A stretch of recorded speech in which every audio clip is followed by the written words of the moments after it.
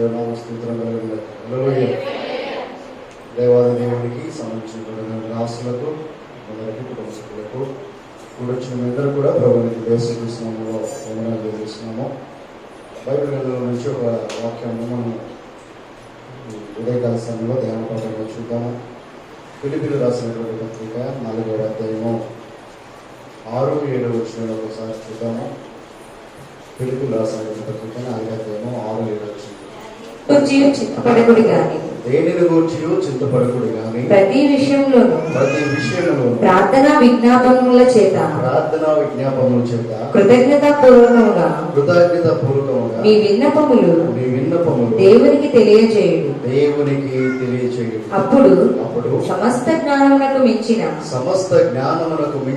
దేవుని సమాధానము యేసుక్రీస్తు వలన మీ హృదయములకును మీ తలంపులకును కావలి ఉండును. చిన్న ప్రార్థన చేస్తున్నా. పరిశుద్ధుడా, నీ వందనాలు స్తోత్రములు చేసిన రాజా, అల్పులైనటువంటి నేను నిలబడుచుండగా నీ ఆత్మ అభిషేకంలో నిలబడుచున్నటువంటి నాపై విడిచినటువంటి వారిపై దయచేయండి. నీ వందనాలు స్తోత్రములు చేసిన ఇంకా పావముతో కూడినటువంటి ప్రభా అనేకమైనటువంటి మర్మములు మేము వాక్యం ద్వారా తెలుసుకొని ప్రభా మరి మీలో ఉన్నటువంటి శక్తిని మేము గ్రహించి దానికి అనుగుణంగా ప్రభా అన్వయించుకోవడానికి మా జీవితాలకు ప్రభుదయించండి. యేసునామములో అడిగిపెట్టుకుంటున్నాము తండ్రి.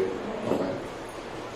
ఈ చదివినటువంటి వాక్యాన్ని ఒకసారి మనం ఇంటికి జ్ఞాపకం చేసుకున్నట్లయితే ఈ రోజున దేవుని యొక్క కృపను బట్టి మీతో పంచుకోవాలని దేవుడు ఇచ్చినటువంటి తలపు ఆలోచన బట్టి ఆ అంశంగా మనం చెప్పుకోవడానికి వస్తే క్రైస్తవ జీవితంలో ప్రాముఖ్యమైనది ఏదైనా ఉన్నదా అంటే ప్రార్థన అనేటటువంటి విషయాన్ని జ్ఞాపకం చేసుకోవాలి. చాలాసార్లు మనం ఇది ప్రాముఖ్యతను, ప్రార్థన యొక్క ఆవశ్యకతను లేదా ప్రార్థనకు ఉన్నటువంటి ఆ యొక్క ప్రఖ్యాతను లేదా ప్రాముఖ్యతను తెలుసుకుంటాం కానీ గుర్తిస్తుంటాం కానీ ప్రార్థన చేయలేనటువంటి స్థితిలో చాలాసార్లు జీవిస్తూ ఉంటుంటాం. అనేకమైనటువంటి విషయాల్లో దేవుడి యొక్క సంఘంలో చేర్చబడిన తర్వాత, రక్షణ పొందిన తర్వాత, బాప్తిసం తీసుకున్న తర్వాత పరిచయం చేయడానికి ఇష్టపడుతుంటాం, పాటలు పాడడానికి ఇష్టపడుతుంటుంటాం, వాక్యం బోధించడానికి ఇష్టపడుతుంటాం, లేదా అనేకమైనటువంటి కార్యాల్లో దశమ భాగాలు ఇవ్వడానికి ఇష్టపడుతుంటాం, కానుకలు ఇవ్వడానికి ఇష్టపడుతుంటాం, లేదా మనకు కలిగినటువంటి మన తలంతులన్నింటినీ కూడా ఉపయోగించడానికి ఇష్టపడుతూ ఉంటుంటాం. కానీ ప్రార్థనకు వచ్చిన తర్వాత మాత్రము ఏదో పైగా నామంగా లేకపోతే పైన భక్తిలాగా లేకపోతే ఏదో పైన ప్రార్థన చేస్తూ ఉంటుంటాం. నిజానికి ఇవన్నీ అడిషనల్గా మన జీవితంలో ఒక భాగమే. కానీ దేవుని యొక్క సంఘంలో చేర్చబడిన తర్వాత రక్షింపబడినటువంటి విశ్వాసిగా మొట్టమొదట ఆయుధం మనకి ఏదైనా కలిగి ఉండాలంటే ప్రార్థన అనేటటువంటి ఆయుధాన్ని చేత పట్టుకోవాలనేటటువంటి వాక్యాన్ని ఈ ఉదయకాల సమయంలో మనం జ్ఞాపకం చేసుకుంటున్నాం. దేవుడు కృపామయుడు కనుక, దేవుడు కరుణ చూపేటటువంటి దేవుడు కనుక బైబిల్లో అనేక మంది అయినటువంటి భక్తులు ఉన్నారు. అయితే ఆ భక్తులు ఎన్నో అద్భుతమైనటువంటి కార్యాలు చేశారు. ఆదికాండం నుంచి ప్రకటన వరకు కనుక మనం జ్ఞాపకం చేసుకుంటే అనేకమైనటువంటి అద్భుతమైనటువంటి కార్యాలు. యేసుక్రీస్తు వారు శారీరకంగా ఈ లోకంలో ఉన్నప్పుడు ఆయన ఏ విధమైనటువంటి అద్భుతమైనటువంటి కార్యాలు చేశాడంటే చనిపోయినటువంటి వారిని బ్రతికించాడు, కుంటోళ్ళకి కాళ్ళు ఇచ్చాడు, మోగోళ్ళకి నోరు ఇచ్చాడు, చెవిటోళ్ళకి చెవులు ఇచ్చాడు, లేదా నడవలేనటువంటి వారిని లేవనెత్తాడు, మరణించినటువంటి చనిపోయినటువంటి వారిని కూడా లేపగలిగాడు. ఎలా లేపగలిగాడంటే పాటలు పాడితేనే దేవుడు ఆ యొక్క అద్భుతాలు జరగలేదు, లేకపోతే పరిచయం చేస్తేనే జరగలేదు. కానీ దాని యొక్క ప్రాముఖ్యత ఇవన్నీ కూడా జరిగినాయి, కొన్ని సందర్భాలు జరిగినాయి.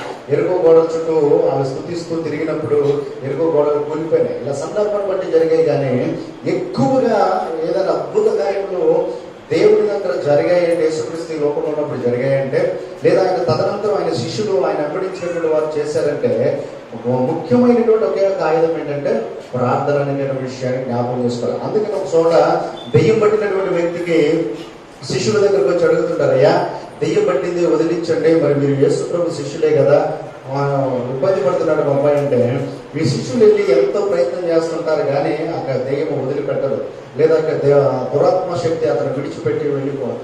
అలాంటి సమయంలో యేసుక్రీస్తు వారు వచ్చి చెబుతుంటాడు కదా, అక్కడ అతను విడిచిపెట్టి వెళ్ళిపోమనుకోండి. ఒకసారి చదవాలి. అందుకైనా ప్రార్థన వలననే గాని మరి దేని వలనైనను ఈ విధమైనది వదిలిపోవుట అసాధ్యమని వారితో చెప్పిన దేవునామ స్తోత్రం కలుగుగాక. ఎలా వెళ్ళిపోతుంది, ఎలా చేయగలుగుతున్నాయా? మరి మేము నువ్వేమీ లేదు, నువ్వు వచ్చి చెప్పింది ఏముంది, ఆ వదిలిపెట్టి వెళ్ళిపోమన్నాం. మేమైతే ఇంకో అడిషనల్ గా ఇంకో తోక పెట్టాము. ఏమన్నామంటే యేసు నామములో, తండ్రి అయినటువంటి దేవుడి నామంలో, యెహోవా నామంలో విడిచిపెట్టి వెళ్ళిపోమన్నాం. కానీ విడిచిపెట్టి వెళ్ళలేదు. కారణం ఏంటంటే అప్పుడు యేసయ్య ఏమంటాడు తెలుసా, మీరు ప్రార్థన వలన తప్ప ఇది దేని వలనను సంభవించదు, సాధ్యము కాదు. ప్రార్థన కూడా ఎలాంటి ప్రార్థన తెలుసా, నేను ఆజ్ఞాపిస్తున్నాను వెళ్ళిపోదంట. నేను చెబుతున్నాను యేసునామంలో పారిపోదంట. యేసునామం నీకంటే బాగా దెయ్యాలకే తెలుసు ఆ విషయం. మనకంటే బాగా దెయ్యాలకే తెలుసు యేసునామం. మనకంటే ఎక్కువగా దెయ్యాలే దేవుడు శుద్ధిస్తాయి ఉంటాయి. ఎందుకు తెలుసు, ప్రతిసారి జ్ఞాపకం చేసుకుంటూ ఉంటాయి దెయ్యాలు. ఎక్కడ ఈతో పెట్టుకుంటే, ఎక్కడ ప్రార్థన చేస్తే, ఎక్కడ యేసునామం ఉచ్చరిస్తే అక్కడ భయము, వణుకు, లేకపోతే ఆ ఒళ్ళు మంటలు సాతానికి, అపవాదికి, దురాత్మ శక్తులకు సంభవిస్తున్నట్లు అనేకమైనటువంటి సందర్భాల్లో మనం చూస్తుంటాం. కాబట్టి అవే దెయ్యాలే దేవుడికి ఇంకెక్కువ భయపెడుతూ ఉంటాయి. ఎందుకు తెలుసా, ఆ శక్తి, లేకపోతే ప్రార్థనలో ఉన్నటువంటి శక్తి, యేసయ్యలో ఉన్నటువంటి శక్తి మనకంటే బాగా దెయ్యాలకి తెలుసు. దేవునామ స్తోత్రం కలుగుగాక. అవి గుర్తెరుగుతున్నాయి దేవుడి శక్తిని, ప్రార్థన శక్తిని గుర్తెరుగుతున్నాయి. అందుకనే ప్రాధేయపడి దెయ్యాలు సైతము దేవుని దగ్గర మోకరిల్లి అడుగుతూ ఉంటాయి, ప్రాధేయపడుతూ ఉంటాయి. ప్రార్థన చాలా రకాలైనటువంటి ప్రార్థన చేస్తూ ఉంటాం. ప్రార్థన గురించి చెప్పాలంటే పెదాలతో చేసేటటువంటి ప్రార్థన అంట, ప్రభా ప్రభా ప్రభా అని. తర్వాత మైండ్తో చేసేటటువంటి ప్రార్థన అంట, ఏదో ఆలోచిస్తూ ప్రభా ఈరోజు కష్టం ఉంది నాకు, ప్రభా నీకు వందనాలయ్యా, మరి నా అప్పు తీరాలయ్యా, ప్రభా ఈరోజు ఆహారం దొరకాలయ్యా, ప్రభా ఈ పని జరగాలయ్యా. మైండ్తో ఆలోచన చేస్తుంటాం. మైండ్తో చేసేటటువంటి ప్రార్థన అది, పెదాలతో చేసేటటువంటి ప్రార్థన. తర్వాత మనస్సు పూర్తిగా హృదయంతో చేసేటటువంటి ప్రార్థన, ఆహరణలు, వేదనలు పొంగేటటువంటి ప్రార్థన. ఇలా రకరకాలైనటువంటి ప్రార్థనలో చాలా రకాలైనటువంటి ప్రార్థనలు ఉన్నాయి. అందుకనే బైబిల్ గ్రంథంలో కూడా అంటాడు కదా, వారు పెదవులతో నన్ను స్తుతిస్తున్నారు కానీ వారి హృదయం నాకు దూరముగా ఉన్నది. పెదాలతో చేసేటటువంటి ప్రార్థన, ఆనవాయితీ ప్రార్థన. లేచిన తర్వాత ఉదయం ప్రభావానికి వందనాలు. ఒక విశ్వాసం అన్నాడు, ఎలా ప్రార్థన చేసుకుంటే రోజుకు 3 సార్లు చేస్తున్నానండి. ఎప్పుడు చేస్తున్నంటే ఉదయం లేచినప్పుడు ప్రార్థన చేస్తున్నా. అసలు మంచం మీద నుంచి కాలు కింద పెట్టక ముందే ప్రార్థన చేస్తున్నా. ఏం ప్రార్థన చేసేవరా అంటే, ప్రభా రాత్రి అంతా మంచి నిద్ర ఇచ్చావు, గృహపెట్టి ఈ రోజు నేను చేసే పనులన్నింటిలో విజయమే రావాలి, ఏ యాక్సిడెంట్ ప్రమాదం జరగకూడదు అని. రెండో ప్రార్థన ఎప్పుడు చేస్తారు అంటే తినేటప్పుడు. అదే ఎందుకు అంటే, దేవా నాకు ఇచ్చావు, లేకుండా దయచేయటం కాదు, ప్రభా ఎక్కువ అరగాల, బలం రావాలా, శక్తి ఉండాలా, ఏ తింటున్నటువంటి వీటి వల్ల నాకు ఏ విధమైనటువంటి గ్యాస్, అలసలు, ఈ విధమైనటువంటి సమస్యలు రాకూడదు. ఆమె మూడోసారి ఎప్పుడు ప్రార్థన చేస్తాడంటే పడుకునేటప్పుడు. అప్పుడు అన్నందుకు ఈ ఉదయం అంతా కాపాడేవు, నీకు వందనాలు ఏం చేస్తామంటే అప్పుడు కూడా అంటాడంట, పడుకుంటే నన్ను ప్రభా ఏ దెయ్యం నా మీద పడకూడదు, ఏ ప్రేరణ కల నాకు రాకూడదు. ఆమె పెదాలతో చేసేటటువంటి ప్రార్థన. ఈ ప్రార్థన దేవుడు ఆలకిస్తాడంటే ఆలకిస్తాడు. దేవుడు కూడా అంటాడంట, పెదాలతో నువ్వు ఎలా చేసావు, దేవుడు కూడా ఇస్తున్నాలే, వస్తే ఎక్కువ వాటలు కాకంటాడు. మొన్న ఫోన్లో ఒక వాట్సాప్ స్టేటస్ చూస్తుంటే దాంట్లో ఒక జోక్ పెట్టారు. ఆ జోక్ దీనికి సంబంధించిన దగ్గర కోరుకునే కాబట్టి చెబుతున్నాను. ఒక కుమార్ తండ్రి దగ్గరికి వెళ్ళిందంట, నాన్న మరి నేను వివాహం చేసుకుందాం అనుకుంటున్నాను, ఒక అబ్బాయి పరిచయం అయ్యాడు, అతను ప్రేమించాను, పెళ్లి చేసుకుంటుంటే ఎప్పుడు ప్రేమించావు, ఎలా ప్రేమించావు అంటే ఆమె చెప్పిందంట, ఫేస్బుక్లో రిక్వెస్ట్ పెట్టాడు, వాట్సాప్లో హాయ్ అని పెట్టాడు, ఆన్లైన్లో చాటింగ్ చేశాము, తర్వాత ఇప్పుడు ఆన్లైన్లో మేము ఇద్దరు చూసుకున్నాం కాబట్టి ఇష్టపడ్డ మగను ఒకటి పెళ్లి చేసుకున్నాంటే తండ్రి కూడా అంటున్నాడంట, సరే ఆన్లైన్లోనే పెట్టారు కదా, గూగుల్ పేలోనే కట్నం పంపించేసి ఆడుతూ బోరు కొట్టినప్పుడు ఆన్లైన్లో పెట్టి సంసారం చేసే, బోరు కొట్టినప్పుడు ఓలాక్స్లో పెట్టేసి అమ్మేసేయాలి. అంటే కారణం ఏంటంటే మనం ఎలా స్పందిస్తామో అవతల కూడా అలాగే స్పందిస్తూ ఉంటుంటారు. మనం ఎలా రియాక్ట్ అవుతూ ఉంటామో అవతల కూడా అలాగే రియాక్ట్ అవుతూ ఉంటుంటారు. నువ్వు ఎలా స్పందిస్తావో దేవుని విషయంలో, ప్రార్థన విషయంలో నువ్వు పెదవులతో పలుకుతే దేవుడు కూడా అంటాడు, కలుగునుగా కవునుగా కప్పు అంటాడు.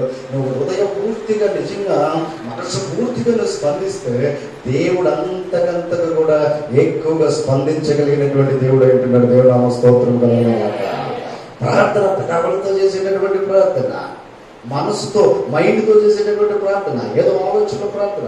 ఇక ఎప్పుడు అక్కడ ప్రార్థన చేయమంటే మన సంఘంలో ఉన్నటువంటి తరగతి ప్రయత్నం ఏంటంటే ఉండటానికి 400-500 మంది పేర్లు ఉంటారు, కానీ మరి పోయిన ప్రార్థన విషయాలకు వెళ్తే పాటలు పడ్డ 100 మంది ఉంటారు, పరిచయం చేసేవాళ్ళు 100 మంది ఉంటారు, వాక్యం చెప్పండి నాలుగు చాలా మంది ఉన్నారు. దగ్గర మన సంఘం నుంచి దేవుడు లేవనెత్తాడు. ఇలాంటి వాళ్ళు ఉండగానే ప్రార్థన చేయమంటే మాత్రం ప్రేరేపించబడిన వారు ప్రార్థన చేయాలంటే చేసిన వాళ్ళు పాపంలో తప్ప ఇంకా మొత్తం ఎప్పుడు కూడా ప్రార్థనకు పురుగొలిపి ఎవరి బిడ్డలు ఎప్పుడైనా చేస్తారంటే ఇంకెవరు లేరు, ఎవరి మీద లెక్కేసేటువంటి పరిస్థితి.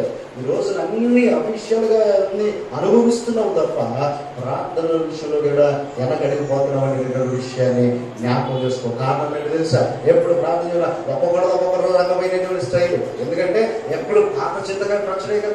ఎలా ప్రార్థన చేయమంటే ఒకడు మొదలు పెడతారు, ఒకడు మొదలు పెడుతుంటారు. సర్వోన్నతుడమైనటువంటి దేవా, ఎప్పుడు ప్రార్థన చేసిన దేవా.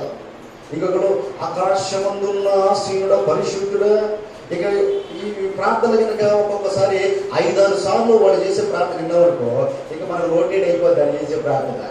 నోటెడ్ అయిపోయాక ఇప్పుడు ఇలా ప్రార్థన చేస్తుంది, మొత్తం చదువుతుంది చూడు అంటాం. నిజంగానే చదువుతున్నారు. మొత్తం దీని తర్వాత ఇది అంటాం చూడు అంటాము, అదే అంటారా. ఎందుకు తెలిసే పెదాలతో పలుకుతూ ఒక కొత్త విధానంలో ఒక ప్రార్థన, ఒక కమాండ్ చేసేటటువంటి విధానంలో ప్రార్థన జీవితం ఉంటుంది. బైబిల్లో చాలా మంది అబ్రహాం, మోషే, దానియేలు, ఇలా చాలా మంది ఏలియా రోషం కలిగినటువంటి ప్రార్థన చేసినటువంటి వారు ప్రార్థనలు ఏం చేశారో తెలుసా? ఆర్గ్యూ చేశారు, అంటే వాదించారు, దేవుడితో వాదించారు. మోషే అంటాడు కదా అరణ్యంలో, ప్రభా ఇదిగో వీళ్ళు అరణ్యంలో నుంచి నడిపించమన్నా, నేను క్యాపబుల్ కాదు, నాకు సామర్థ్యం లేదన్నా, పర్లేదు పో నేను తోడుకుంటానన్నా, నువ్వేమి ఇప్పుడు వీళ్ళు ఆకలి అంటున్నారు, ఏం చేస్తావో తెలియదు, మరి వీళ్ళు చూడు అని ఆర్గ్యూ చేస్తున్నాడు దేవుడితో, కమాండ్ చేస్తున్నాడు. చేసినప్పుడు దేవుడు ఆ విధమైనటువంటి శ్రేష్టమైనటువంటి మన్నాను పంపించినట్లుగా మనం చూస్తూ ఉంటుందట. నువ్వు పెదవులతో చేస్తే దేవుడు కూడా అలాగే స్పందిస్తుంటాడు. నువ్వు మనసుతో ఆలోచనతో చేస్తే, మైండ్తో చేస్తే ప్రార్థన, ఏదో ప్రయాణంలో ఉన్నప్పుడు చాలా రకాలైనటువంటి కళ్ళు మూసుకొని లేకపోతే కూర్చొని చాలా రకాలుగా చేస్తుంటాం ప్రార్థన. అంటే ఇవన్నీ తప్పని కాదు, కానీ నీ వెసులుబాటుని బట్టి చేసుకోవచ్చు. ఇప్పుడు బండి తోలుతా వెళ్తూ ఉన్నా, ప్రార్థన చేసుకోవాలనిపించింది, అలాంటి పరిస్థితిలో ఓవరాక్షన్ చేస్తా, మోకాళ్ళు తగ్గేసి బండి మీద ప్రభు చేతులు లేపేవనుకో, నిజంగా ఆయన దగ్గరికి వెళ్ళిపోతాం. అర్థమవుతుందా? లేదా ప్రార్థన కళ్ళు మూసుకునే చేయాలని బండి తోలుతా, ఏసయ్యా నేను కళ్ళు మూసుకున్నా, నువ్వే నన్ను నడిపించు ప్రభు అన్నానుకో, నిజంగానే నడిపిస్తాడు పైకి. ఇలా రకరకాల సమయ సంధానం బట్టి మనకు ఉన్నటువంటి బెసులను బట్టి ప్రార్థన చేసుకోవాలి. కానీ ఆరోగ్యం ఇచ్చే అవకాశం ఉన్నప్పుడు దేవుడు చక్కగా మోకరించి 2 చేతులు పైకెత్తి దేవుడిని మనస్ఫూర్తిగా విరిగి నలిగినటువంటి మనసుతో ప్రార్థన చేసినప్పుడు దేవుడు మనకు సంపన్నుడు, దగ్గరకుంటాడు. మనకు దగ్గరగా స్పందించేటటువంటి దేవుడు, చాలా దగ్గరగా స్పందించేటటువంటి. ఇక్కడ అంటున్నాడు కదా, ప్రతి విషయంలో ప్రార్థన విజ్ఞాపన చేత కృతజ్ఞత పూర్వకంగా మీ విన్నపములను దేవునికి తెలియచేయండి. 4 విషయాలు చెబుతున్నాడు ఇక్కడ. దేవునికి విన్నపాలు అని ఏంటంటారండి? అప్లికేషన్. మనకు ఉన్నటువంటి గోల్డ్ ఏం చేస్తుంటే, ఇప్పుడు నీకు ఒక అవసరత ఉంది, అవసరత అధికారి దగ్గరికి వెళ్ళి చెప్పాలంటే, అయ్యా మరి నాకు ఇది సమస్య అంటే అనుకో, అధికారి ఏమంటాడో తెలిసిన ఒక ఉత్తరం రాసి పెట్టాయా, లేదా ఒక అప్లికేషన్ పెట్టాయా, దాన్ని పరిశీలన చేస్తా, దాన్ని చూస్తా అంటే అంటాడు. అంటే నీకున్నటువంటి విన్నపాలు, నీకున్నటువంటి అవసరతలు, నీకున్నటువంటి అక్కరతలు, నీకున్నటువంటి కొరత ఏముందో అవన్నీ ఏ విధంగా అయితే దేవుని దగ్గర పెట్టాలి, అధికారుల దగ్గర పెడతావో, దేవుడి దగ్గర కూడా విన్నపాలు పెట్టడానికి 4 రకాలైనటువంటి పద్ధతులు చెబుతున్నాడు చదువుతున్న వాక్యంలో. 4 రకాలైనటువంటి పద్ధతులు విన్నపాములు దేవుడికి పెట్టమంటున్నాడు. నీ యొక్క అవసరతలను దేవుడి దగ్గర పెట్టమన్నాడు. కొన్నిసార్లు ప్రార్థన చేసేటప్పుడు ఏకాగ్రతను కోల్పోతాం. మనం ప్రార్థన ప్రారంభం చేస్తాం బాధతో, పరిశుద్ధుడని కొందనాలు స్తోత్రమయ్యా అని మొదలెడతాం. ఆలోచనలు మనసులో బాధల వైపు వెళ్ళిపోతుంటాయి. ఆలోచన మనసు మనకు వచ్చినటువంటి ఇబ్బందులు, అవసరతల వైపు, కొరతల వైపు వెళ్ళిపోతుంటది. ప్రార్థన నడిపింపు రాదు. అలాంటి సమయంలో ఏం చేస్తామో తెలుసా?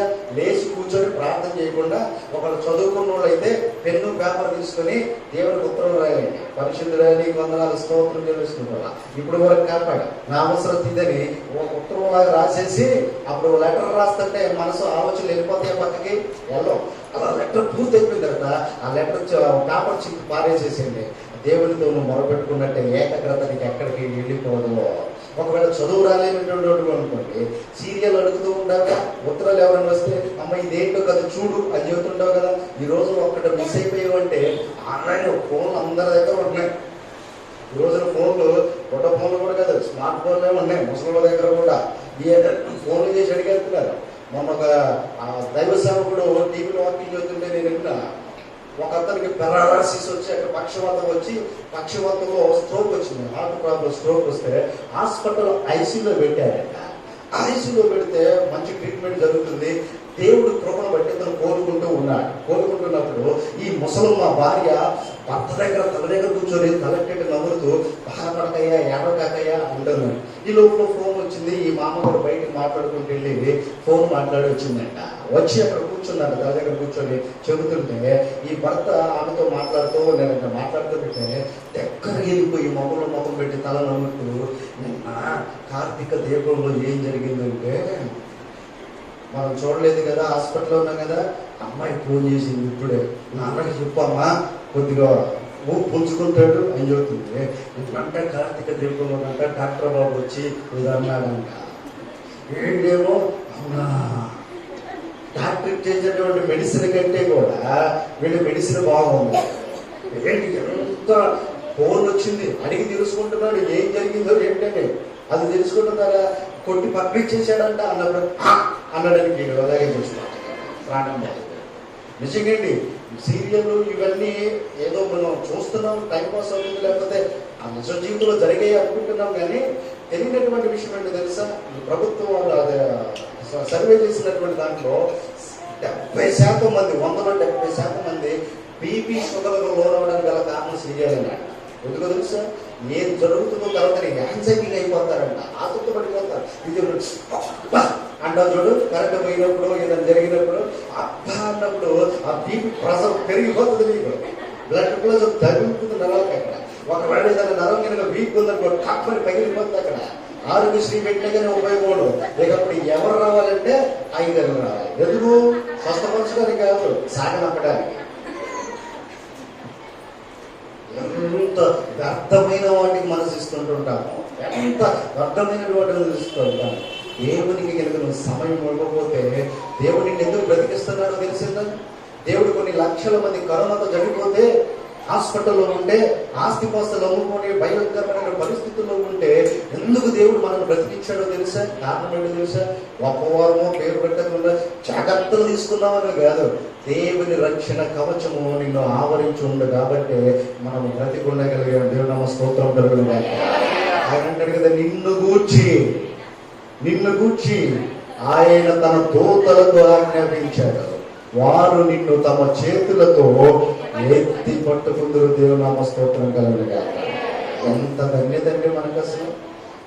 ఒకళ్ళు కాదు, ఇద్దరు కాదు, దేవదూతలనే దేవుడు సెక్యూరిటీగా పెడుతున్నాడు. మనకు అనేక సమూహాన్ని, ఒక సమూహాన్ని పంపిస్తున్నాడంట మనకు కాదు.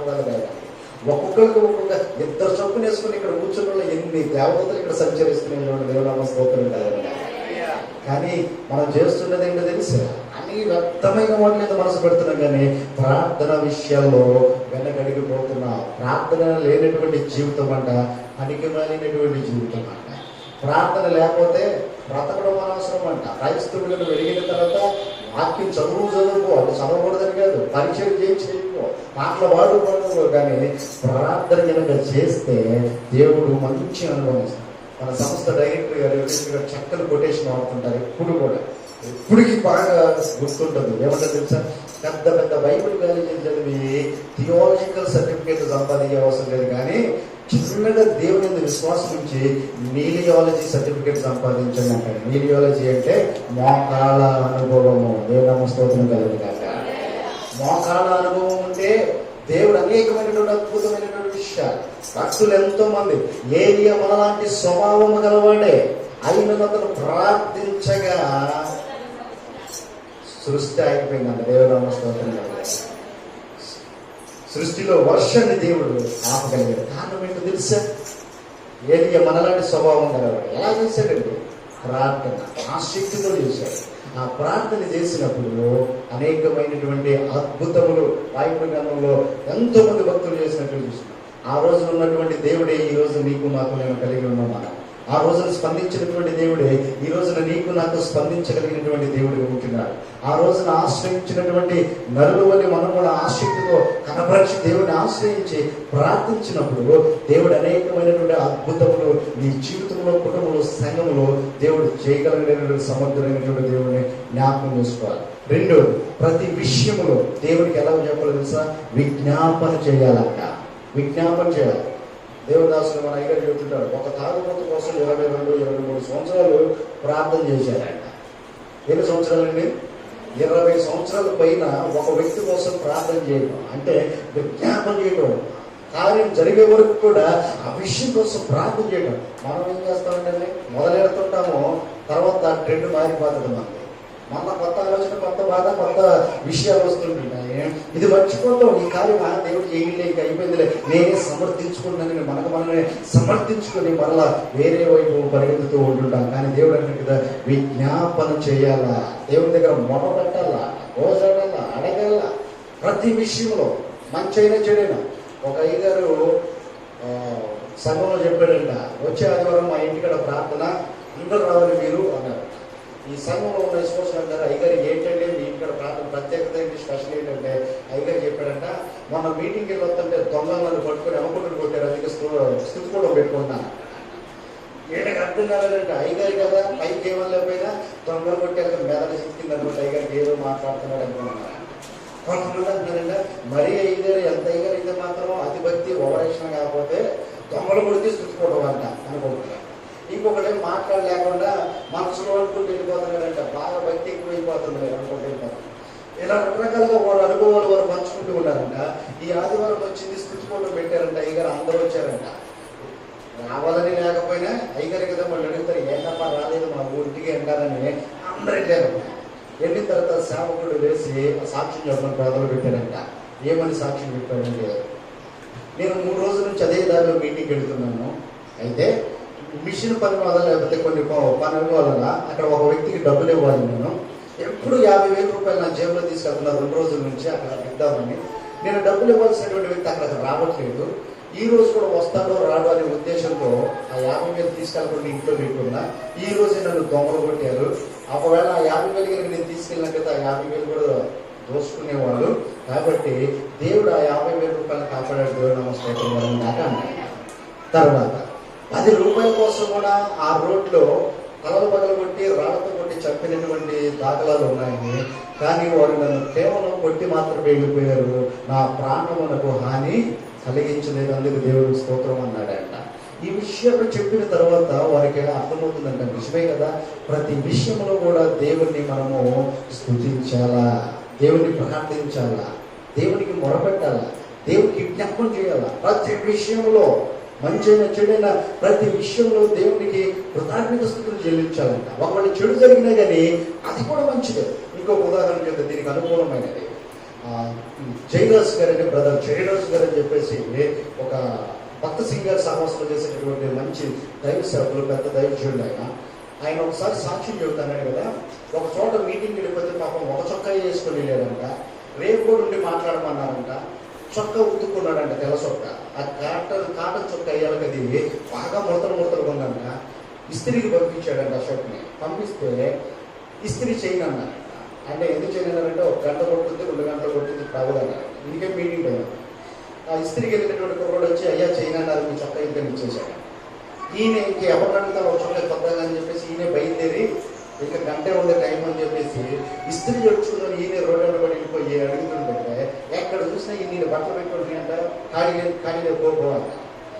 ఈయన అనుకుంటాడంటే చొక్కా ఇస్త్రీ చేయించుకోలేకపోతున్నాను, ఇస్త్రీ లేకుండా వేసుకోవచ్చు, కానీ సావుకునిగా దేవుడిని నలుగురిలో నుండినప్పుడు ఒక గౌరవప్రదంగా ఉండాలి, ఒక హోదాతనంతో ఉండాలి. మరీ బాగుంది అన్నట్టుగా ఈయన అనుకుంటూ వెళ్తూ ఉంటుంటే ఇంకో చోటుకి వెళ్ళిన తర్వాత అక్కడ అందంట ఒక అరగంట అయితే చేసి మీ జత చేస్తున్నాను. ఇంకొక 10 నిమిషాలు ఆగండి చేసిస్తాను, ఈ జత అయిపోయిన తర్వాత అన్నాడు. ఇతనేమో అటు ఇటు తిరిగి టైం అయిపోయింది, 10 నిమిషాలు కూడా లేదు. ఒక చొక్కా ఏమైనా ఎంతసేపు చేసేట్టు చేయను. దగ్గర 10 ఇస్త్రీ షాపులు తిరిగి వచ్చేసాడంటే ఎవరో చేయను. ఇంటికి వచ్చిన తర్వాత ఇంక చేసేది ఏం లేదని అదే షర్ట్ వేసుకొని వెళ్ళి ప్రసంగం చేస్తూ ఉన్నాడు. ప్రసంగం చేస్తున్నప్పుడు ప్రసంగం చేసేటప్పుడు పెళ్లి దిద్దామని చెప్పేసి జేబులో ఇలా చేయబడితే జేబులో ఏదో కాగితం తగిలినట్టుందంటే ఆ కాగితం తగిలి చూస్తే ఆ కాగితం నిండా తీసి చూస్తే 2,000 రూపాయల కాగితాలు 3, 6,000, నా 500 రూపాయల కాగితాలు 4, మొత్తం 10,000 రూపాయల దాకా జేబులో ఉన్నాయంట. ఇతను ఎప్పుడు పెట్టాడో తెలియదంటే అట్టాగే ఉతికేసుకున్నాడు ఆ షర్టు కూడా. నాని తడిసిపోయి ఉన్నాయంట. అప్పుడు అన్నాడంట దేవుడు, అదే షర్టు ఇస్త్రీ కిందకి ఇచ్చినట్లయితే ఇస్త్రీలో 10,000 కోడి నీకు ఇచ్చోడా అన్నాడు. అప్పుడైతే అనుకున్నాడు, ప్రభా నీకు వందనాలు, ఇస్త్రీ చేయించకపోతే నా బ్రతుకు ఎంత శాపం, నేను ఒక ఇస్త్రీ సొక్క కూడా చేయించుకోలేకపోతున్నా అనుకున్నాను నేను, అందుకు నువ్వు తప్పించేవా నీకు స్తోత్రం అన్నాడంట. ఏమన్నా స్తోత్రం కలిగాక ఒక కీడు వెనుక ఒక మేలు దాచించడానికి అదే దేవుడు అనేకమైనటువంటి ప్రక్రియ. ఒకవేళ కష్టం కూడా వెళుతున్నావా, వేదన కూడా వెళుతున్నావా, నష్టం కూడా వెళుతున్నావా, అనుకునేటువంటి పరిస్థితులు కృంగతీస్తున్నాయా, వేదన పరుస్తున్నాయి నిన్ను, దేవుడు నిన్ను ఆశీర్వదించబోతున్నాడనే విషయాన్ని జ్ఞాపకం చేసుకో. దేవుడు దీవించబోతున్నాడనే విషయాన్ని జ్ఞాపకం చేసుకో. అయితే దేవుడు ఎలా దీవిస్తాడంటే నువ్వు అడిగితేను. అందుకే మతస్వామి ఏదైతే వేయడం వచ్చినట్టుగా అడుగుడి మీకు ఇవ్వబడును, ఎదగుడి మీకు దొరుకును, తట్టుడి మీకు ఇవ్వబడును. అడుగు ప్రతి వాడికి పొందుకుంటాడు అనేటటువంటి వాక్యాన్ని దేవుడు బయలుపరుస్తూ ఉన్నాడు. ప్రియమైనటువంటి దేవుడు, మనం అడిగితే దేవుడు ఎన్నడూ కూడా మనల్ని దాటిపోయేటటువంటి దేవుడు కాదు. ప్రార్థన చేయాలి, ప్రతి విషయంలో విజ్ఞాపన చేయాలి, మొరపెట్టాలి దేవుని దగ్గర. 3వదిగా అంటాడు కదా, కృతజ్ఞత పూర్వకంగా. కృతజ్ఞత పూర్వకంగా అంటే ఏ విధంగా అంటే కృతజ్ఞత కలిగి ఉండాలి, మనస్ఫూర్తిగా కృతజ్ఞత పూర్వకంగా దేవుని సన్నిధిలో ఉండాలి. మనం ఒక విషయం సంఘటన నన్ను బాగా బాధపరిచింది. ఒక పేరు చెప్పని కానీ ఒక చిన్నోడే దేవుని దాసుల దగ్గర పెరిగి దేవుని సహవాసంతో ఉండి ఆ కనీసం ఆ వయసుకు లేదా పదవుకు లేకపోతే తనానికి గురువుతనానికి కూడా విలువ ఇవ్వకుండా వారి ఇష్టం వచ్చినట్లు మాట్లాడుతుంటే చాలా బాధ అనిపించింది. కారణం ఏంటంటే ఒక సేవకుడే, ఒక దేవుని దగ్గర ఎదిగినటువంటి బిడ్డే, దేవుడితో ఉన్నటువంటి వాడే, దేవుడి దగ్గర మేలు పొందినటువంటి వాడే, సేవకుల దగ్గర మేలులో అనుభవించినటువంటి వాడే చిన్న పెద్ద లేకుండా అనేక విషయాలు చెడుగా మాట్లాడుతూ, లేకపోతే అగౌరవంగా మాట్లాడుతూ, విలువ ఇవ్వకుండా మాట్లాడుతూ, ఒకవేళ నీకు బాధ కలిగితే మనసులో కారణం ఉండి చెల్లిపోతే తప్ప అలా మాట్లాడడం అనేది చాలా కృతజ్ఞత ఘాతకం చేసినట్టు, కృతజ్ఞత లేనటువంటి. ప్రతి విషయంలో కృతజ్ఞత కలిగి ఉండాలి. ప్రతి విషయంలో కృతజ్ఞత మనపూర్వకం కలిగి ఉండాలి. కృతజ్ఞత ఎలా కలిగి ఉండాలంటే మనం చేసేటటువంటి పనిలో కృతజ్ఞత ఏ విధంగా థ్యాంక్స్ అండి అని చెప్పేసి ఏ విధంగా చెబుతుంటామో, నిన్ను నడిపించినటువంటి ఆత్మీయ జీవితంలో నేర్పినటువంటి దేవుని సంఘములకు, సేవకులకు, దేవునికి కూడా కృతజ్ఞత కలిగి ఉండాలా. ప్రార్థన చేయాలా. ఎలా చేయాలి? మనసు పూర్తిగా చేయాలి. పెదవులతో చేయడము, మన మైండ్తో చేయడము కాదు, మనసు పూర్తిగా విరిగిన నలిగిన హృదయంతో దేవుని ప్రార్థించాలంటున్నాడు. రెండవదిగా వ్యక్తిని వందపాలు చేయాలా, దేవునికి విజ్ఞాపన చేయాలా, మొరపెట్టాలా, అడిగి వదిలేయడం కాదు, అది పొందుకునే వరకు దాన్ని కొనసాగించాలి. 3వది కృతజ్ఞత పూర్వకంగా దేవునికి ప్రార్థన చేయాలంట. కృతజ్ఞత పూర్వకంగా దేవునికి ప్రార్థన చేయాలి. మదర్ తెరీసా గారు అంటారు, ప్రార్థించే పెదవుల కన్నా సాయం చేసే చేతులు భిన్న అనేటటువంటి కొటేషన్ మనం వింటాం చూడండి. నిజంగా ఆమె ఉద్దేశం ఏంటంటే ప్రార్థించే పెదవులు కూడా సహాయం చేయాలనేటటువంటి ఉద్దేశంతో, ప్రార్థించే పెదవులు ఉండాలా, సహాయం చేసేటటువంటి చేతులు ఉండాలా, కృతజ్ఞత భావము కలిగి ఉండాలి, కృతజ్ఞత పూర్వకమైనటువంటి ప్రార్థన కలిగి ఉండాలి.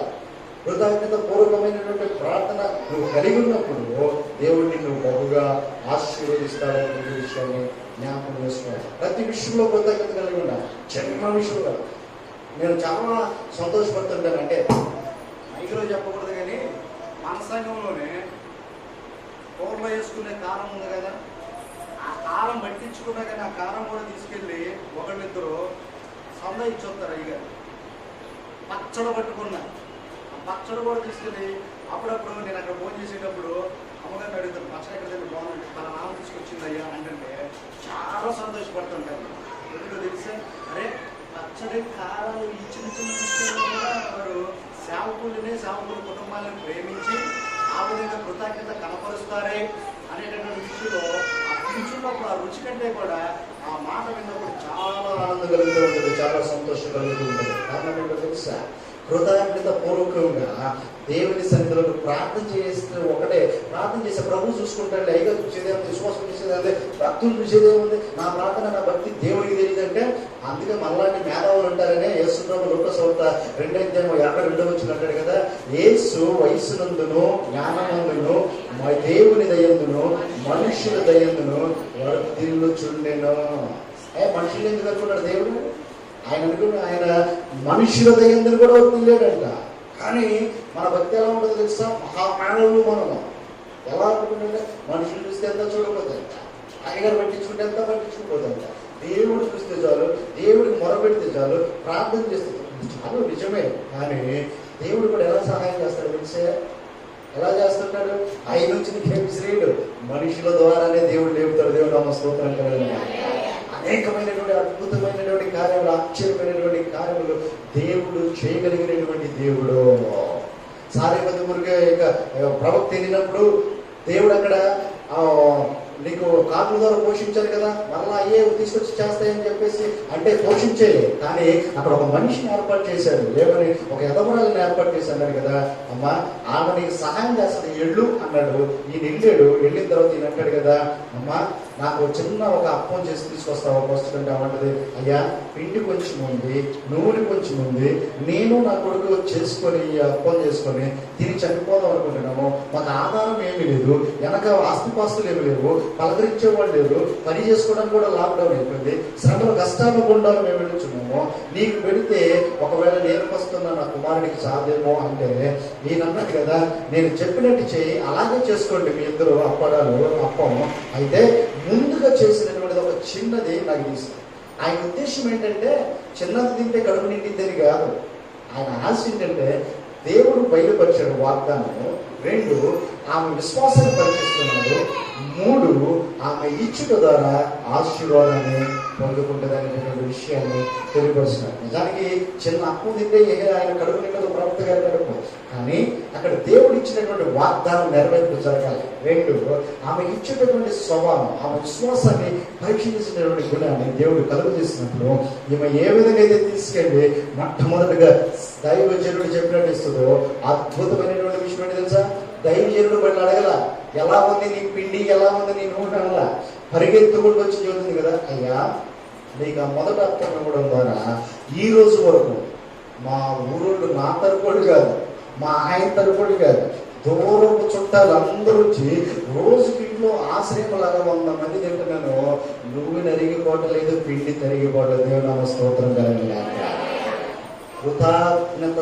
కృతజ్ఞత పూర్వకమైనటువంటి అర్పణ, కృతజ్ఞత పూర్వకమైనటువంటి ప్రార్థన, ఇచ్చేటటువంటి స్వభావం, ఇచ్చి దేవుడిని అడిగినప్పుడు, శోధించినప్పుడు, విజ్ఞాపన చేసినప్పుడు దేవుడు దాటిపోయేటటువంటి దేవుడు కాదనేటటువంటి విషయాన్ని జ్ఞాపకం చేసుకో. ఒకవేళ నువ్వు ప్రార్థన చేసినప్పుడు సమస్యలు వస్తూ ఉంటాయి, విజ్ఞాపన చేస్తున్నప్పుడు శోధనలు వస్తుంటాయి, అవమానాలు వస్తుంటాయి, చాలా మంది దగ్గర నేను నిందిస్తూ ఉంటుంటాను. అయితే నువ్వు జ్ఞాపకం చేసుకోవాల్సింది ఏంటో తెలుసా?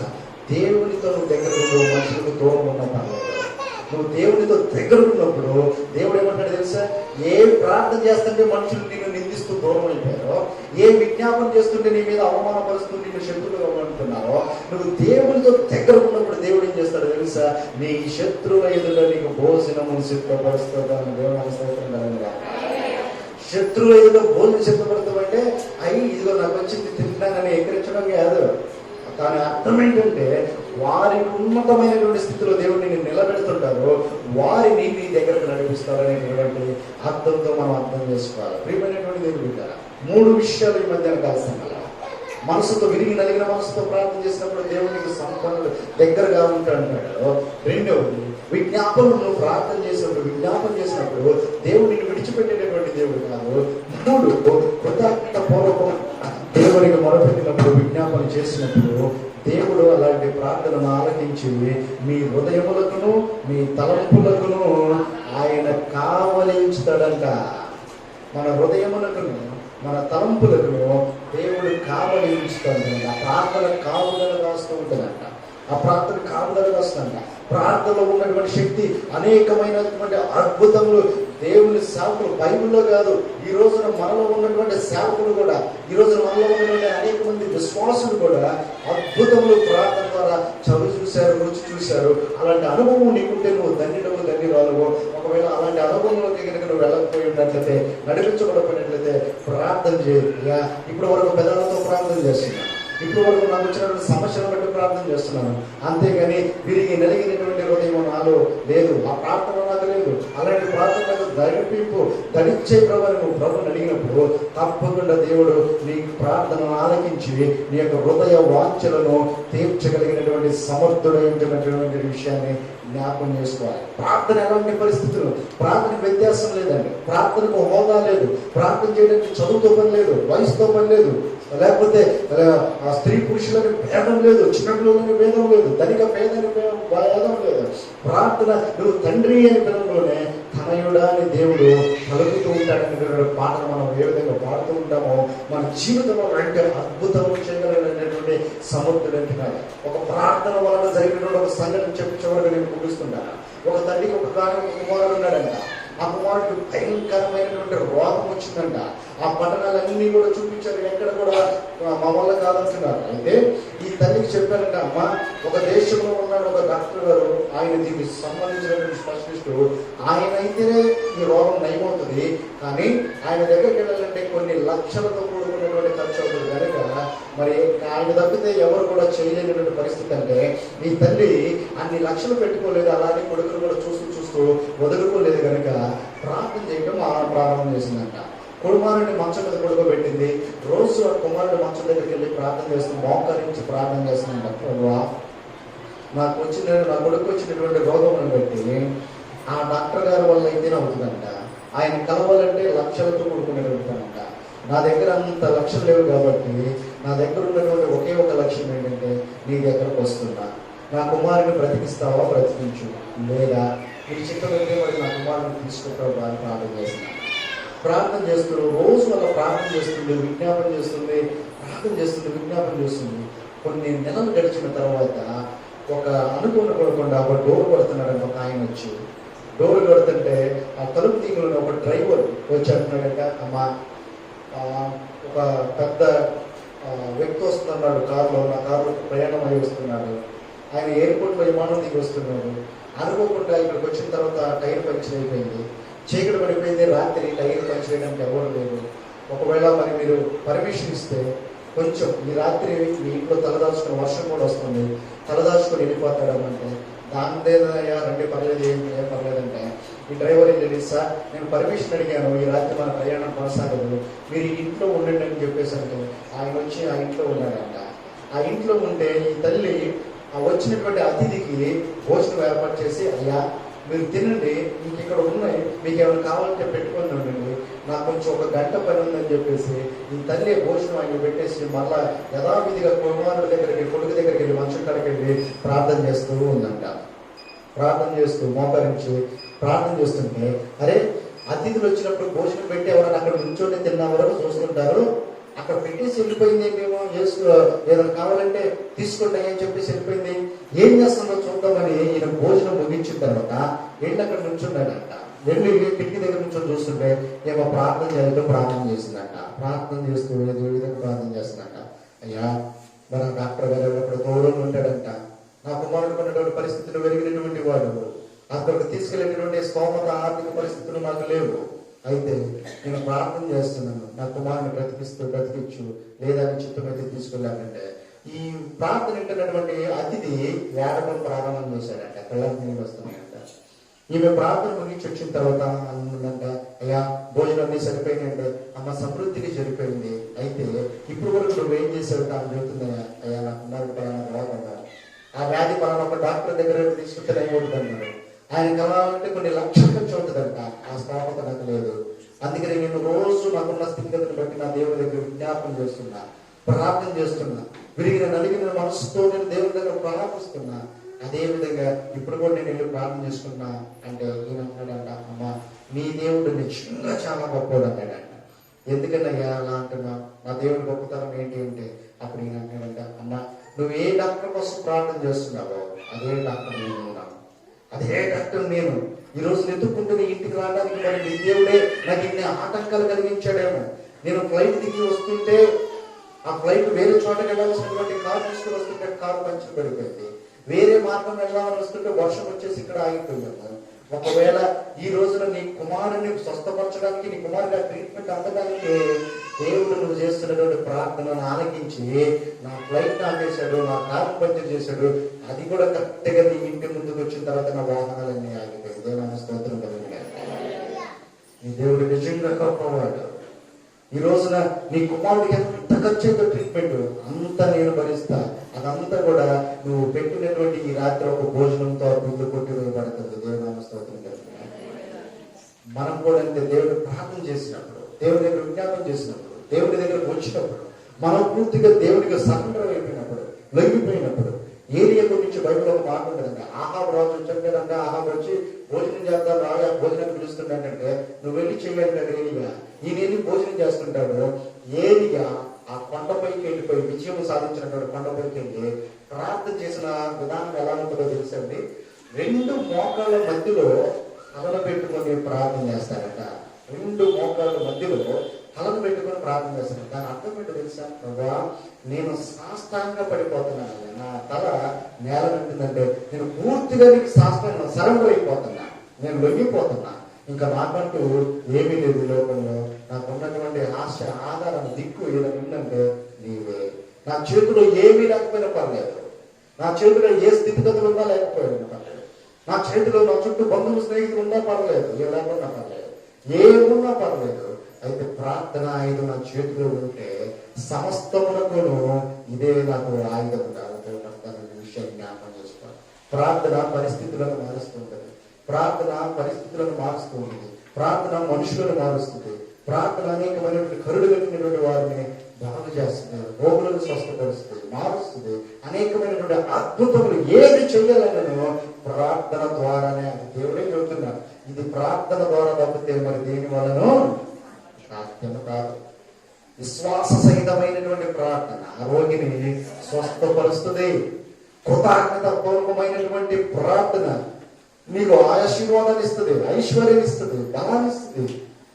దేవుని యొక్క దీవెనలు మెండుగా దయచేస్తుంది. ప్రియమైనటువంటి దేవుని పెట్టారా, ప్రార్థన ప్రతి మనుషుని జీవితంలో ఏదో ఆనవాయితీగా లేచిన కాడి నుంచి ప్రభా ప్రభా ప్రభా అని ప్రార్థన చేయడమే కాదు, కానీ నిజంగా విరిగి నలిగినటువంటి మనసుతో చేస్తే ప్రార్థన గురించి పెద్ద సబ్జెక్టే ఉందండి.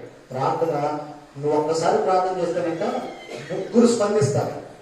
ఒకసారి ప్రార్థన చేస్తే, నువ్వు ఒక మాట ప్రార్థన చేస్తే 3 స్పందిస్తారు. బైబిల్లో ఉంది, తండ్రి, కుమార, పరిశుద్ధాత్మ 3 స్పందిస్తారు.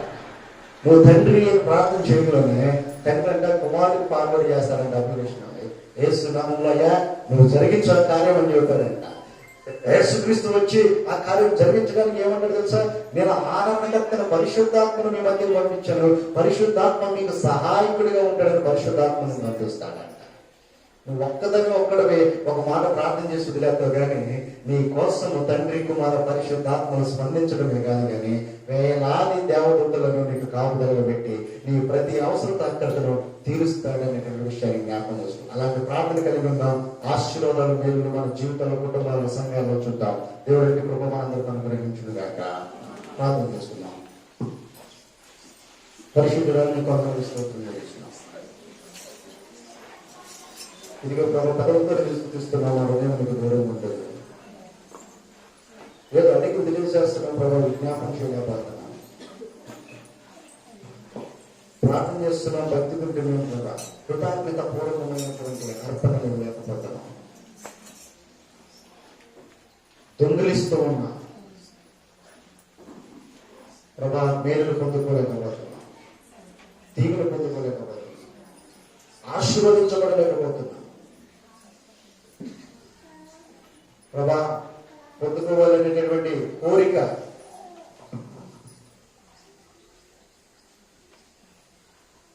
ప్రభా, నేను అనేకమైనటువంటి విషయాల్లో ప్రభా వెనకడిపోవడానికి కారణం ఏంటంటే నేను పొందుకోలేకపోతున్నాను ప్రభా, నేను అడగలేకపోతున్నాను.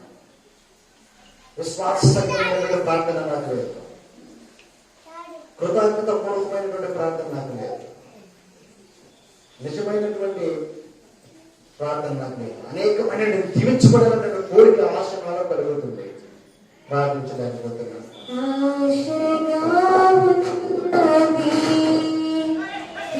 యేసయ్యా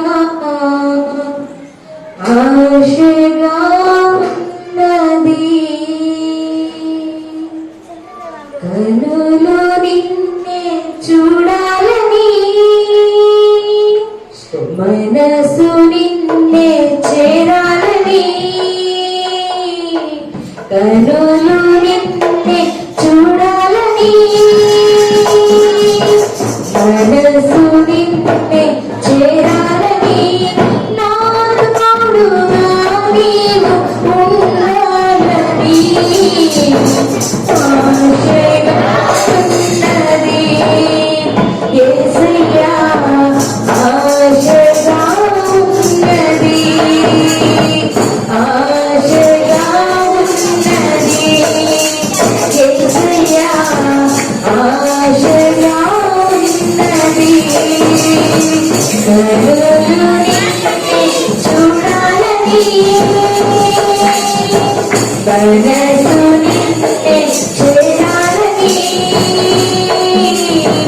కనులు నిన్నే చూడాలని మనసు నిన్నే చేరాలని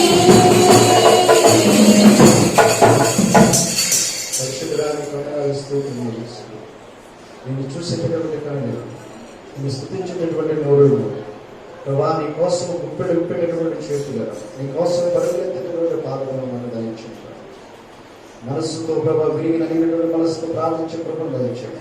విశ్వాసపూరితమైనటువంటి ప్రార్థన, కృతజ్ఞతపూర్వకమైనటువంటి ప్రార్థన మా జీవితంలో, మా కుటుంబంలో, మా సంఘంలో జరిగించిన యేసు నామమున వేడుకుంటున్నాము తండ్రి.